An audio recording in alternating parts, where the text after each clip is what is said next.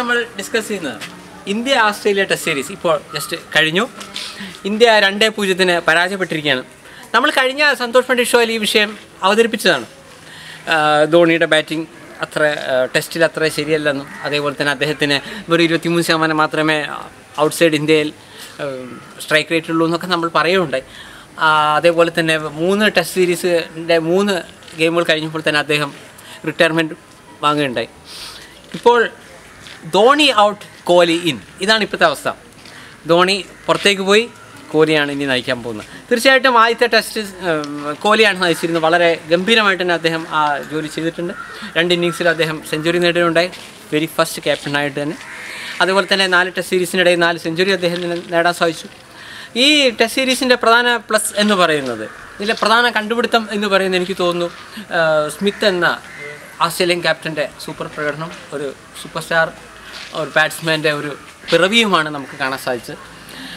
ആദ്യത്തെ 2 ടെസ്റ്റിൽ ഇന്ത്യ പരാജയപ്പെട്ടു എന്ന് പറയുമ്പോഴും ശരിക്കും പറഞ്ഞാൽ ആദ്യത്തെ ടെസ്റ്റിൽ ഇന്ത്യക്ക് വേണമെങ്കിൽ ഒരു സമനില നേടാവുന്നതേ ഉള്ളൂ. പക്ഷേ നമ്മുടെ ഇന്ത്യൻ ബാറ്റ്സ്മാൻമാർ വിജയിക്കണം എന്നുള്ള ആഗ്രഹത്തോടെ തന്നെ അവസാന ദിവസം നന്നായി പൊരുതുകയും അവസാനം പരാജയം സമ്മതിക്കുകയുമാണ് ചെയ്തത്. ശരിക്കും പറഞ്ഞാൽ എനിക്ക് തോന്നുന്നു നമ്മുടെ ഒരു പഴയ ഒരു സച്ചിൻ, ദ്രാവിഡ്, ലക്ഷ്മൺ ഇവരുടെ ഒരു കാലഘട്ടത്തിലായിരുന്നുവെങ്കിൽ ഒരു സമനില കിട്ടാവുന്ന ഒരു ടെസ്റ്റാണത്. അത് സംഭവിച്ചില്ല. അതേസമയം തന്നെ ആദ്യ ടെസ്റ്റിൽ വൃദ്ധിമാൻ സാഹ വിക്കറ്റ് കീപ്പറായിട്ട് വന്നു. അതിനുശേഷം ധോണി പരിക്കിന് ശേഷം തിരിച്ചു വന്നപ്പോൾ ഞാൻ ആലോചിക്കേണ്ടായി, ശരിക്കും പറഞ്ഞാൽ സാഹയ്ക്ക് ഇനി റോളൊന്നുമില്ല, അദ്ദേഹത്തിന് വേണമെങ്കിൽ തിരിച്ചു വരാവുന്നുള്ളൂ. അതേസമയം അദ്ദേഹം വീണ്ടും 2 ടെസ്റ്റിന് ശേഷം അദ്ദേഹം റിട്ടയറായി. വീണ്ടും സാഹയ്ക്ക് അവസരം കിട്ടി. പക്ഷേ അദ്ദേഹത്തിന് അത് വേണ്ടുവോളം അതിന് ഉപയോഗിക്കാൻ പറ്റിയില്ല. സിഡ്നിയിൽ വളരെ റണ്ണൊഴുകുന്ന പിച്ചാണ് ഒരുക്കിയത്. ഓൾമോസ്റ്റ് 4 ടെസ്റ്റും ഓസ്ട്രേലിയ പതിവിന് വിപരീതമായി അധികം ബൗൺസുള്ള പിച്ചല്ല ഒരുക്കിയത്. എനിക്ക് തോന്നുന്നു ഒരു ബാറ്റ്സ്മാൻ്റെ ആകസ്മിക മരണത്തിന് ശേഷം അവർ കുറേ കൂടെ റണ്ണൊഴുകുന്ന പിച്ചുകളാണ് ഇന്ത്യക്ക് വേണ്ടി ഒരുക്കിയത്. ഇന്ത്യക്ക് ശരിക്കും പരമ്പര തന്നെ വേണമെങ്കിൽ നേടി വരാവുന്ന ഒരു അവസ്ഥ ഉണ്ടായിരുന്നു. പക്ഷേ ചെറിയ നമ്മുടെ പക്വത കുറവ് കൊണ്ടൊക്കെ തന്നെയാണ് സംഭവിച്ചിരിക്കുന്നത്. എന്തായാലും 2-0 നമ്മൾ പരാജയപ്പെട്ടപ്പോഴും ഒന്ന് പൊരുതി തോറ്റു എന്ന് നമുക്ക് സമാധാനിക്കാം. അതുപോലെ തന്നെ ഈ ടെസ്റ്റ് സീരീസിൻ്റെ വേറൊരു കാര്യം, സുരേഷ് റെയ്ന എന്ന് പറയുന്ന ബാറ്റ്സ്മാൻ പലപ്പോഴും ടെസ്റ്റ് സീരീസിൽ നമ്മൾ ഒരുപാട് അവസരങ്ങൾ അദ്ദേഹത്തിന് കൊടുത്താണ്. അദ്ദേഹത്തിന് കിട്ടിയ അവസരം തീരെ ഭംഗിയായിട്ട് ഉപയോഗിച്ചില്ല എന്ന് ഞാൻ പറയും. കാരണം സിഡ്നിയിലെ നല്ല റണ്ണൊഴുകുന്ന പിച്ചിൽ 2 തവണ അദ്ദേഹത്തിന് 0 തന്നെ തിരിച്ചു പോകേണ്ടി വന്നു. അപ്പോൾ തീർച്ചയായിട്ടും സുരേഷ് റെയ്ന നമുക്കറിയാൻ പറ്റും, ഏകദിനത്തിലും 2020-ലും വളരെ നല്ലൊരു ബാറ്റ്സ്മാനാണ് അദ്ദേഹം, അതിലൊരു സംശയമില്ല. അതേസമയം ടെസ്റ്റ് സീരീസിൽ ഇനിയും എന്താ പറ്റുന്നത് നമുക്ക് മനസ്സിലാവില്ല. കാരണം അദ്ദേഹം ശരിക്കും ടെക്നിക്കലി വളരെ പെർഫെക്റ്റ് ആണ് മറ്റുള്ള ഫോമിൽ. അതേപോലെ തന്നെ IPL 2020-ലെല്ലാം വളരെ കൺസിസ്റ്റൻ്റ് ആയിട്ട് റൺസ് എടുക്കുന്ന, ഏറ്റവും കൂടുതൽ റൺസ് എടുത്തിട്ടുള്ള ഒരു ബാറ്റ്സ്മാനാണ്. അതേസമയം ടെസ്റ്റിൽ അദ്ദേഹം എന്താണ് സംഭവിക്കുന്നത്, എന്തായാലും അദ്ദേഹത്തിന് ഇനിയും ഒരു അവസരം കിട്ടുമെന്ന് വ്യക്തിപരമായിട്ട് എനിക്ക് തോന്നുന്നില്ല. അതേപോലെ തന്നെ പൂജാര നമ്മൾ ഒരുപാട്, ഞാൻ കഴിഞ്ഞ തവണ പറഞ്ഞാണ് I will bet for Pujara എന്നൊക്കെ ഞാൻ പറഞ്ഞിരുന്നു. തീർച്ചയായിട്ടും നമ്മളെ നിരാശപ്പെടുത്തുന്ന ഒരു പ്രകടനമാണ് പൂജാരയുടെ ഭാഗത്തുനിന്നുണ്ടായത്. പക്ഷേ ഈ ഫോം എന്ന് പറയുന്നത് ടെമ്പററിയാണ്, ക്ലാസ് പെർമനൻ്റ് ആണ്. അദ്ദേഹത്തിന് വീണ്ടും അദ്ദേഹത്തിൻ്റെ ഫോമിലേക്ക് എത്താൻ പറ്റുമെന്ന് ഞാൻ വിചാരിക്കുന്നു. ശിഖർ ധവാനെ കുറിച്ച് ഞാൻ കഴിഞ്ഞ തവണ മുമ്പേ സൂചിപ്പിച്ചതാണ്. അദ്ദേഹം ടെസ്റ്റിൽ നിന്നല്ല ഏത് ഫോമിലും വളരെ കൺസിസ്റ്റൻ്റായി ബാറ്റ് ചെയ്യുന്നില്ല എന്നൊരു കുഴപ്പം അദ്ദേഹത്തിൻ്റെ ഭാഗത്തുനിന്നുണ്ട്.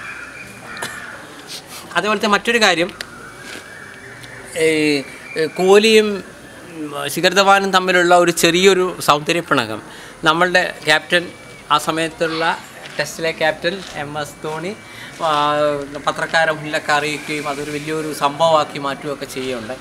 തീർച്ചയായിട്ടും ഒരു ക്യാപ്റ്റൻ്റെ ഭാഗത്ത് നിന്ന് അദ്ദേഹം ചെയ്യാൻ പാടില്ലാത്തൊരു കാര്യമാണ് ചെയ്തിരിക്കുന്നത്. സംഭവിച്ചത് ഇങ്ങനെയാണ്, മികച്ച ഫോമിൽ നിൽക്കുന്ന ധവാന് ഒരു പരിക്ക് പറ്റുകയും അദ്ദേഹം ഇനി തനിക്ക് ബാറ്റ് ചെയ്യാൻ പറ്റില്ല എന്ന് പറയുക. അതുകൊണ്ട് തന്നെ അടുത്ത പൊസിഷനിലുള്ള കോഹ്ലി വന്ന് ബാറ്റ് ചെയ്യുകയാണ് ഉണ്ടായത്. അപ്പോൾ താൻ തീരെ പ്രിപ്പയർഡ് ആയിരുന്നില്ല, തന്നെ കൊണ്ട് നിർബന്ധിച്ച് ബാറ്റ് ചെയ്യിപ്പിച്ചു എന്നാണ് കോഹ്ലി പറഞ്ഞത്. പക്ഷേ ഒരിക്കലും നമുക്ക് അങ്ങനെയൊന്നും പറയാൻ പറ്റുന്നില്ല. നിങ്ങളൊരു ഇൻ്റർനാഷണൽ കളിയാണ് കളിക്കുന്നത്, അപ്പോൾ തീർച്ചയായിട്ടും എനി ടൈം നിങ്ങൾ ബാറ്റിങ്ങിന് തയ്യാറാവണം. മാത്രമല്ല ഒരു വേള ഇപ്പോൾ ശിഖർ ധവാൻ ഔട്ടാവുകയാണെങ്കിലും കോഹ്ലി വന്ന് ബാറ്റ് ചെയ്യണം, അതിൽ വലിയ വ്യത്യാസമൊന്നുമില്ല. ആ ഇന്നിങ്സിൽ കോഹ്ലി പരാജയപ്പെട്ടു. പക്ഷേ അതിനുശേഷം താൻ നിർബന്ധപൂർവ്വം ബാറ്റ് ചെയ്തതുകൊണ്ടാണ് റണ്ണ് കിട്ടാത്തതെന്നൊക്കെ പറഞ്ഞിട്ടാണ് ഈ കോഹ്ലിയും ധവാനും തമ്മിലൊരു പ്രശ്നമൊക്കെ ഉണ്ടായത്. അപ്പോൾ ഈ വിഷയം അത് 2 സുഹൃത്തുക്കൾ തമ്മിലുള്ളൊരു വിഷയമാക്കി നമുക്ക് കണക്കാക്കിയാൽ മതി. പക്ഷേ ആ വിഷയത്തെ കുറച്ച് ഊതി വീർപ്പിച്ച് പത്രക്കാരെ മുന്നിൽ കാണിച്ച് വെറുതെ ഇന്ത്യൻ ടീമിൽ കുറേ അസ്വാരസ്യങ്ങളുണ്ട് എന്ന് വരുത്തി തീർക്കുകയാണ് ചെയ്തത്. അപ്പോൾ അത് തീർച്ചയായിട്ടും പ്രയാസങ്ങൾ ഉണ്ടാക്കിയിട്ടുണ്ട്. അതുപോലെ തന്നെ ഇനി നടക്കാനിരിക്കുന്നത് ഇന്ത്യ, ഇംഗ്ലണ്ട്, ഓസ്ട്രേലിയ ട്രയാങ്കുലർ സീരീസാണ്. എനിക്ക് തോന്നുന്നു വേൾഡ് കപ്പിൻ്റെ ഈ ഒരു 24 മണിക്കൂറിലാണ് ഈ സീരീസ് നടക്കുന്നത്. അതുകൊണ്ട് തന്നെ ഇന്ത്യയെ സംബന്ധിച്ചിടത്തോളം ഒരു പ്രാക്ടീസിങ് മാച്ചാണിത്. കാരണം ആസ്ട്രേലിയയും ന്യൂസിലാൻഡിലുമായിട്ടാണ് ഈ വേൾഡ് കപ്പ് നടക്കാനിരിക്കുന്നത്. അപ്പോൾ അതിന് മുമ്പായിട്ടൊരു നല്ലൊരു മത്സര പരിശീലനം കിട്ടും എന്നാണ് ഞാൻ വിചാരിക്കുന്നത്. അതേസമയം ഇനി വേൾഡ് കപ്പിനുള്ള ടീമിനെ പ്രഖ്യാപിച്ചു കഴിഞ്ഞു. ഈ വേൾഡ് കപ്പിനുള്ള ടീമിൽ നിന്നും യുവരാജ്, നമ്മളെ പഴയ പടക്കുതിരകളായ യുവരാജ്, സേവാഗ്, ഹർഭജൻ സിംഗ് അല്ലെങ്കിൽ സഹീർ ഖാൻ, ഗൗതം ഗംഭീർ ഇങ്ങനെയുള്ള ആളുകളെയൊക്കെ ഒഴിവാക്കിക്കൊണ്ടാണ് അവരുടെ ടീം സെലക്ഷൻ വന്നിരിക്കുന്നത്. നമുക്കറിയാൻ പറ്റും, അപ്പോൾ സേവാഗിനെ പോലത്തെ ഒരു അടിപൊളി ബാറ്റ്സ്മാൻ ഇനിയും ശരിക്കും പറഞ്ഞാൽ ഒരു 1.5 വർഷമായിട്ടൊരു അവസരം ഇനിയും കിട്ടിയിട്ടില്ല. അദ്ദേഹം ഫോം ഔട്ടായ കുറേ സീരീസുകൾക്ക് ശേഷമാണ് അദ്ദേഹത്തെ പുറത്താക്കിയതെന്നുള്ള സത്യമാണ്. അതേസമയം അദ്ദേഹം മോശമായി എന്ന് പറയപ്പെടുന്ന പല സീരീസിലും അദ്ദേഹം മാത്രമൊന്നുമല്ല, കൂടെ കളിച്ച പല ആളുകളും വളരെ മോശമായിട്ട് തന്നെയാണ് പെർഫോം ചെയ്തിരുന്നത്. അപ്പോൾ അവർക്കൊന്നും പണിഷ് ചെയ്യാതെ സേവാഗിനെ മാത്രം പണിഷ് ചെയ്യുന്നത് ശരിയല്ല. സേവാഗിനെ ഒരു മാന്യമായിട്ടുള്ള റിട്ടയർമെൻറ്റിനുള്ളൊരു അവസരമെങ്കിലും ഇന്ത്യൻ ടീമിൽ കൊടുക്കണമെന്നാണ് ഞാൻ പറയുന്നത്. അതൊരു വശം. പിന്നെ ഗൗതം ഗംഭീറിനെ സംബന്ധിച്ചിടത്തോളം അദ്ദേഹത്തിന് ഈ പറയുന്ന എല്ലാ ആളുകൾക്കും ശരിക്കും ഒരേ പ്രശ്നമാണുള്ളത്. അവരെല്ലാവരും ഒരു ടൈം ബൈ ടൈം ധോണി ക്യാപ്റ്റനായിരിക്കുമ്പോൾ അവരെ ഒഴിവാക്കിയതാണ്. അതേസമയം ഗൗതം ഗംഭീറിനെ ഒരു ഇംഗ്ലണ്ട് സീരീസിൽ അദ്ദേഹത്തിന് അവസരം കിട്ടുന്നുണ്ട്. വളരെ ബൗൺസുള്ളൊരു പിച്ചിലാണ് പാവത്തിന് അവസരം കിട്ടിയത്. അപ്പോൾ അത്രയും ബൗൺസുള്ള പിച്ചിൽ ഇന്ത്യ കൺസിസ്റ്റൻ്റായി തോറ്റുകൊണ്ടിരിക്കുന്ന ഒരവസ്ഥയിൽ അദ്ദേഹത്തിന് കാര്യമായിട്ട് റണ്ണെടുക്കാൻ പറ്റിയില്ല. ഓക്കെ, അതുകൊണ്ട് മാത്രം അദ്ദേഹത്തിന് വീണ്ടും ഒരു അവസരം കൊടുക്കാതിരിക്കുന്നതിൽ വ്യക്തിപരമായിട്ട് എനിക്ക് പ്രയാസമുണ്ട് ഒരു വശം. യുവരാജ് സിംഗിൻ്റെ കാര്യം പറയുകയാണെങ്കിൽ, അസുഖം ഭേദമായി വന്ന യുവരാജ് സിംഗിന് പഴയ ഒരു ഫോമിലേക്ക് ഉയർന്നിട്ടില്ല നമുക്കൊക്കെ അറിയാൻ പറ്റും. അദ്ദേഹത്തിന് നമ്മളുടെ ഇന്ത്യൻ ടീം ഒരുപാട് അവസരങ്ങൾ നൽകിയിട്ടുമുണ്ട്. ആ അവസരങ്ങളൊന്നും എൻ്റെ അഭിപ്രായത്തിൽ യുവരാജ് ശരിക്കും ഉപയോഗിച്ചില്ലെന്നാണ് വ്യക്തമായിട്ട് നമുക്ക് മനസ്സിലാവുന്നത്. അതേസമയം ഇപ്പോൾ രഞ്ജി ട്രോഫിയിൽ എന്ത് സംഭവിച്ചു കഴിഞ്ഞാൽ അദ്ദേഹം വളരെ കൺസിസ്റ്റൻ്റായിട്ട് 3 സെഞ്ചുറികൾ നേടുകയുണ്ടായി. അപ്പോൾ ആ രഞ്ജി ട്രോഫിയിലെ പ്രകടനത്തിൻ്റെ അടിസ്ഥാനത്തിൽ അദ്ദേഹത്തിന് വീണ്ടും ഒരു അവസരം കൂടെ കൊടുക്കണം എന്നാണ് ഒരു വശം. അതേസമയം നമ്മളുടെ ഇന്ത്യൻ ടീം കൂടുതൽ ബിലീവ് ചെയ്യുന്നത് നമ്മുടെ രവീന്ദ്ര ജഡേജയെ പോലുള്ള ഓൾറൗണ്ടർമാരിലാണ്. അപ്പോൾ എൻ്റെ അഭിപ്രായത്തിൽ എന്തായാലും യുവരാജ് സിംഗിനെ രവീന്ദ്ര ജഡേജയുമായിട്ടുള്ളൊരു കമ്പാരിസൺ നോക്കുകയാണെങ്കിൽ അദ്ദേഹത്തിൻ്റെ ഒരു എക്സ്പീരിയൻസ് തീർച്ചയായിട്ടും വളരെ വലുതാണ്. പിന്നെ പൊതുവിലുള്ള അവരുടെ ഓവറോൾ അവസ്ഥ വെച്ച് നോക്കുകയാണെങ്കിൽ യുവരാജ് സിംഗ് എപ്പോഴും ഇന്ത്യൻ ഭൂഖണ്ഡത്തിലാണ് കൂടുതൽ ബെറ്ററായിട്ടുള്ള പെർഫോമൻസ് കാഴ്ചവെക്കാറുള്ളത്. ഓസ്ട്രേലിയൻ സോയിൽ എത്രമാത്രം അദ്ദേഹം എഫക്റ്റീവ് ആവുമെന്ന് എനിക്ക് പറയാൻ പറ്റില്ല. അതേസമയം ഇപ്പോൾ അതിന് പകരമെടുത്ത ആളുകൾ ഓസ്ട്രേലിയൻ സോയിലിൽ ഭയങ്കരമായിട്ട് സെഞ്ചുറി നേടിയ മഹാന്മാരൊന്നുമല്ല. അപ്പോൾ ടോട്ടലായിട്ട് ഇന്ത്യക്ക് എൻ്റെ അഭിപ്രായത്തിൽ അദ്ദേഹത്തിൻ്റെ എക്സ്പീരിയൻസ് കൂടെ കണക്കിലെടുത്ത് യുവരാജ് സിംഗിന് ഒരു അവസരം കൊടുക്കാമായിരുന്നു എന്നൊരു അഭിപ്രായമാണ്. പിന്നെ ഹർഭജൻ സിംഗിൻ്റെ കാര്യമൊക്കെ നമ്മളെ ഇന്ത്യൻ ക്രിക്കറ്റ് ബോർഡ് തീർത്തും മറന്നുപോയൊരു പോലെ തോന്നുന്നു. അദ്ദേഹം ഒരു കാര്യം സത്യമാണ്, IPL തന്നെ മുംബൈക്കൊക്കെ വേണ്ടി കളിക്കുമ്പോൾ അദ്ദേഹം ഒരു കൺസിസ്റ്റൻസി കീപ്പ് ചെയ്യുന്നില്ല എന്നുള്ളതൊരു സത്യമാണ്. എന്നാൽ എൻ്റെ അഭിപ്രായത്തിൽ അദ്ദേഹത്തിന് വീണ്ടും ഒരു അവസരം കൂടിയൊക്കെ നമുക്ക് കൊടുത്തു നോക്കാവുന്നതാണ്. അപ്പോൾ ഇതിൽ ഏറ്റവും കൂടുതൽ നമ്മുടെ ഒരു നെറികേട് കാണിക്കുന്നത് എൻ്റെ അഭിപ്രായത്തിൽ വീരേന്ദ്ര സേവാഗ് എന്ന ബാറ്റ്സ്മാനോടാണ്. കാരണം ഗംഭീറിനും യുവരാജ് സിംഗിനും അവസരങ്ങൾ ഏതെങ്കിലും രീതിയിൽ കൊടുത്തിട്ടുണ്ട്. ആ അവസരങ്ങളെ അവർക്ക് ശരി ഉപയോഗിക്കാൻ പറ്റാത്ത പ്രശ്നമേ ഉണ്ടായിട്ടുണ്ട്. അതേസമയം ഒരവസരം പോലും കൊടുക്കാതെ പാവം സേവാഗിനൊരവസരം ഇപ്പോഴും ഒരു ബാറ്റിങ്ങിന് അവസരം കിട്ടാതെ വരുന്നു. അദ്ദേഹം രഞ്ജിയിൽ കുഴപ്പമില്ലാത്ത പെർഫോമൻസൊക്കെ കാഴ്ചവെക്കുന്നുണ്ട്. എന്തായാലും നമുക്ക് അൺപ്രഡിക്റ്റബിൾ ആയിട്ടുള്ളൊരു ബാറ്റ്സ്മാനാണ് അദ്ദേഹം. തീർച്ചയായിട്ടും അദ്ദേഹത്തിൻ്റെയൊക്കെ എക്സ്പീരിയൻസ് നമുക്ക് വളരെ ഗുണം ചെയ്യുമായിരുന്നു. ട്രയാങ്കുലർ സീരീസിന് ശേഷം വരുന്ന വേൾഡ് കപ്പ് നമുക്ക് വളരെ പ്രതീക്ഷയോടെ കാത്തിരിക്കാം. ക്രിക്കറ്റ് ടീമിൻ്റെ പൊതുവിലുള്ള അവസ്ഥ നോക്കുകയാണെങ്കിൽ 2020-ലും 1 ഡേയിലും ഇന്ത്യ ടീം ഓക്കെയാണ്. അതേസമയം ടെസ്റ്റ് സീരീസിലുള്ള ഇന്ത്യൻ ടീമിൻ്റെ പ്രശ്നം തുടരുന്നു. മുരളി വിജയ് നന്നായിട്ട് തന്നെ ബാറ്റ് ചെയ്യുന്നുണ്ട്. He is very consistent. തീർച്ചയായിട്ടും അദ്ദേഹം കൂടുതൽ ബെറ്റർ ആവുന്നതായിരുന്നു. അതേസമയം അവിടുന്ന് ഇങ്ങോട്ട് കോഹ്ലി പിന്നെ നമ്മൾ പ്രത്യേകിച്ച് പറയേണ്ട ആവശ്യമില്ല. അദ്ദേഹം തൻ്റെ ക്ലാസ് ഇതോടൊപ്പം തന്നെ മാക്സിമം തെളിയിച്ചു. അതേസമയം ബാക്കിയുള്ള ഇപ്പോൾ പുതിയ ധോണി പോയതിനു ശേഷം ഇപ്പോൾ വൃദ്ധിമാൻ സാഹ അദ്ദേഹത്തിന് ടൈം എടുക്കും. തീർച്ചയായിട്ടും അദ്ദേഹം അല്ലെങ്കിൽ മറ്റൊരു നല്ലൊരു വിക്കറ്റ് കീപ്പർ നമുക്ക് അത്യാവശ്യമായിട്ട് വേണം. അതേപോലെ തന്നെ ഇപ്പോൾ 7ാമനായി വരുന്ന അല്ലെങ്കിൽ 6ാമനായി വരുന്ന ഇപ്പോൾ സുരേഷ് റെയ്ന അല്ലെങ്കിൽ രോഹിത് ശർമ്മയ്ക്കാണെങ്കിൽ കിട്ടിയ അവസരങ്ങളൊന്നും കാര്യമായിട്ട് ഉപയോഗിക്കുന്നില്ല. എന്നാലും അദ്ദേഹം അവസാനത്തെ സിഡ്നി ടെസ്റ്റിൽ ചെയ്തിട്ടുണ്ട്. അപ്പോൾ പിന്നെ രാഹുൽ എന്ന് പറയുന്ന പുതിയൊരു ബാറ്റ്സ്മാൻ രണ്ടാമത്തെ ടെസ്റ്റിൽ തന്നെ ഒരു സെഞ്ചുറി അടിക്കാൻ അദ്ദേഹത്തിന് സാധിച്ചു. അദ്ദേഹത്തിൻ്റെ ഭാഗ്യമാണ്. ആസ്ട്രേലിയ ആയിട്ട് പോലും നല്ലൊരു പിച്ച് അദ്ദേഹത്തിന് ലഭിച്ചു എന്നുള്ളതാണ്. അതിൻ്റെ ആനുകൂല്യം അദ്ദേഹം ഉപയോഗിച്ചു. അപ്പോൾ തീർച്ചയായിട്ടും ഈ ഇതുപോലുള്ള പുതിയ പ്രതിഭകളിൽ നമുക്ക് പ്രതീക്ഷ അർപ്പിക്കാം. അതേപോലെ തന്നെ എൻ്റെ അഭിപ്രായത്തിൽ ഇപ്പോൾ രഞ്ജി ട്രോഫിയിൽ വളരെ നന്നായിട്ട് പ്രകടനം കാഴ്ചവെച്ച യുവാക്കളായിട്ടുള്ള ഒരുപാട് ആളുകളുണ്ട്. അവരെ കൂടി നമുക്ക് ഇന്നത്തെ ടീമിന് പരീക്ഷിച്ച് നോക്കാവുന്നതാണ്. ഇപ്പോൾ നടക്കുന്ന ട്രയാങ്കുലർ സീരീസിൽ ഇന്ത്യ ആസ്ട്രേലിയയോടും ഇംഗ്ലണ്ടിനോടും വളരെ മോശപ്പെട്ട പ്രകടനമാണ് കാഴ്ചവെക്കുന്നത്. ആദ്യ മത്സരത്തിൽ രോഹിത് ശർമ്മയും അതേപോലെ സുരേഷ് റെയ്നയും തങ്ങളുടെ ഫോം നിലനിർത്തുന്നുണ്ടെങ്കിലും രണ്ടാമത്തെ കളിയിൽ വെറും 150 റൺസിന് ഇന്ത്യ ഓൾ ഔട്ടാവുന്ന ഒരു അവസ്ഥയാണ് ഉണ്ടായിട്ടുള്ളത്.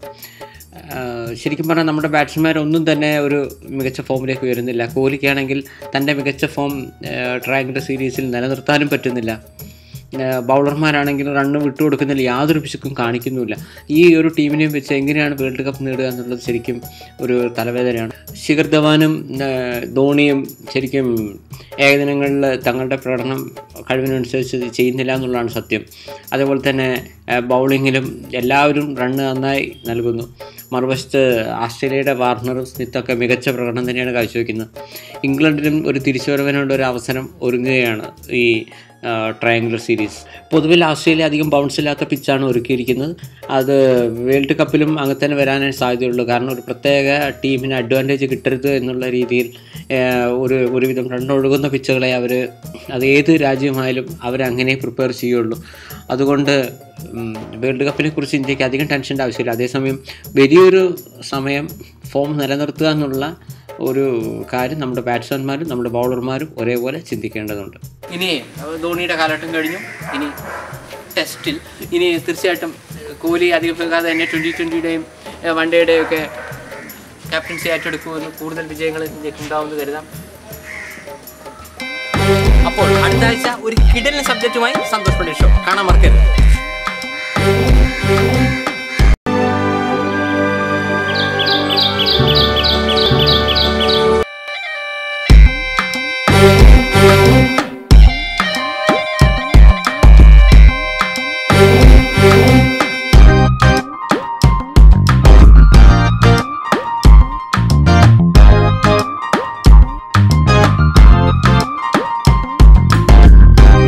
മഴയിൽ നിന്റെ മുടിയഴകിൽ കളമൊഴിയെ എന്നെ കനിയണമേ. കാലമൊക്കെയും കാത്തുനിന്നു കാമിയായി തുള്ളൽ പാട്ടും കിളിപ്പാട്ടും കൃഷ്ണപാട്ടും പാടിയാൻ പൊടിമഴയിൽ നിന്റെ മുടിയഴകിൽ കളമൊഴിയെ എന്നെ കനിയണമേ.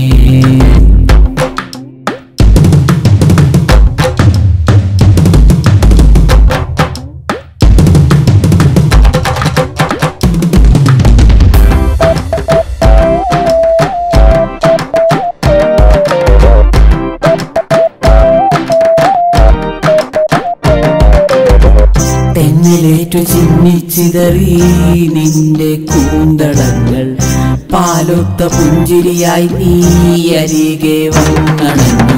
തെന്നലേറ്റു ചിന്നിച്ചിതറി നിന്റെ കൂന്തളങ്ങൾ പാലൊത്ത പുഞ്ചിരിയായി നീ അരികെ വന്നണഞ്ഞു. നീ തൊട്ട തെന്നലേറ്റാൽ നരകവും സ്വർഗമാകും.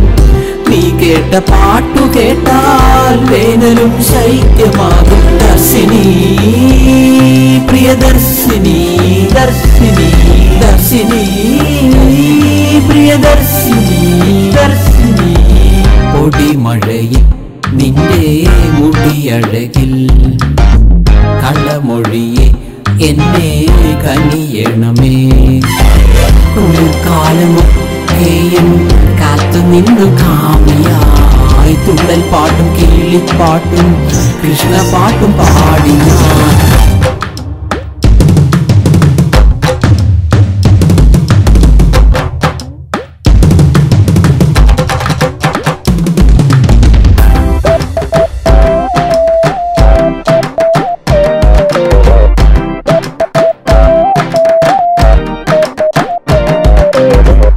നിൻ കണ്ണിലെൻ സൂര്യൻ ഉദിച്ചു മെല്ലെ മെല്ലെ, നിൻ കാതിലെൻ ഗാനം തഴുകി മെല്ലെ മെല്ലെ.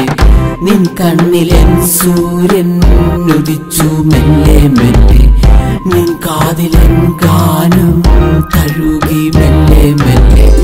പൂങ്കാറ്റ് ചൊല്ലിടാമോ എന്നെ ഈ പ്രണയം, വേഗമേ ചൊല്ലിടാമോ എന്റെ ഈ പ്രണയം. ദർശിനി പ്രിയദർശിനി ദർശിനി ദർശിനി പ്രിയദർശിനി ദർശിനി. പൊടിമഴയിൽ നിന്റെ മുടിയഴകിൽ കള്ളമൊഴിയെ എന്നെ കനിയണമേ. കുളിർക്കാലമൊക്കെയും കാത്തുനിന്നു കാമിയായി, തുള്ളൽ പാട്ടും കിള്ളിപ്പാട്ടും കൃഷ്ണപാട്ടും പാടി ഞാൻ. പൊടിമഴയിൽ നിന്റെ മുടിയഴകിൽ കള്ളമൊഴിയെ എന്നെ കനിയണമേ.